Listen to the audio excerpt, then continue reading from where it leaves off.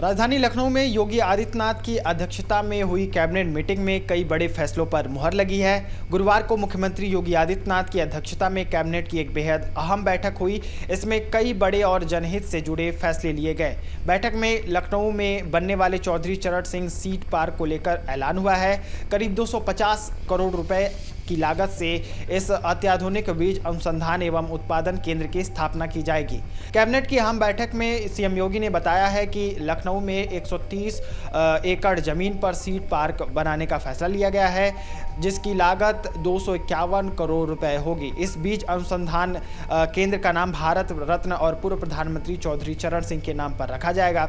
यह seed park आधुनिकतम तकनीकों से लैस होगा और यहां पर हाई क्वालिटी बीजों का अनुसंधान, उत्पादन और वितरण किया जाएगा। इससे न सिर्फ कृषि उत्पादन में बढ़ोतरी होगी, बल्कि किसानों को बेहतर आय और बीज निर्यात के लिए नए अवसर भी मिलेंगे।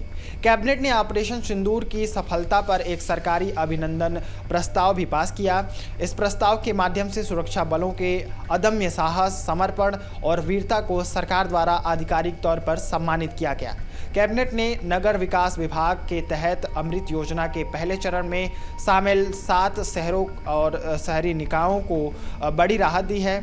उन्हें 90 करोड़ रुपए की सहायता राशि दी गई है और निकाय अंश की अनिवार्यता में ढील दी गई है। इस निर्णय से शहरी विकास की योजनाएं अब तेजी से और लचीले तरीके से आगे बढ़ सकेंगी। पशुधन एवं दुग्ध विकास विभाग ने भी किसानों और छोटे व्यवसायियों के लिए राहत भरी घोषणा की है। दुग्ध उत्पादन प्रोत्साहन नीति 2022 में संशोधन करते हुए अब नई मिल्क प्रोसेसिंग यूनिट्स को 35% तक पूंजीगत ग्रांट दिया जाएगा। इससे गांवों और कस्बों में छोटे डेयरी व्यवसाय बढ़ेंगे और स्थानीय रोजगार के अवसरों में इजाफा होगा।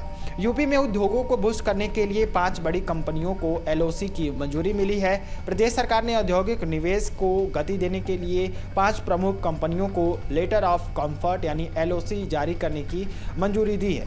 जेके सीमेंट प्रयागराज को 450 करोड़ रुपए, मून बेवरेज लिमिटेड को 469, silver pump and paper milk Muzaffarnagar को 403 करोड़ रुपए, ग्लोबल स्प्लिट्स एलटीडी लखीमपुर को 399 करोड़ रुपए और चंदरपुर इंटरप्राइजेज को 273 करोड़ रुपए की एलओसी ग्रांट की गई है। इसके अलावा आरसीसीपीएल रायबरेली की सब्सिडी नीति में भी संशोधन को मंजूरी दी गई है।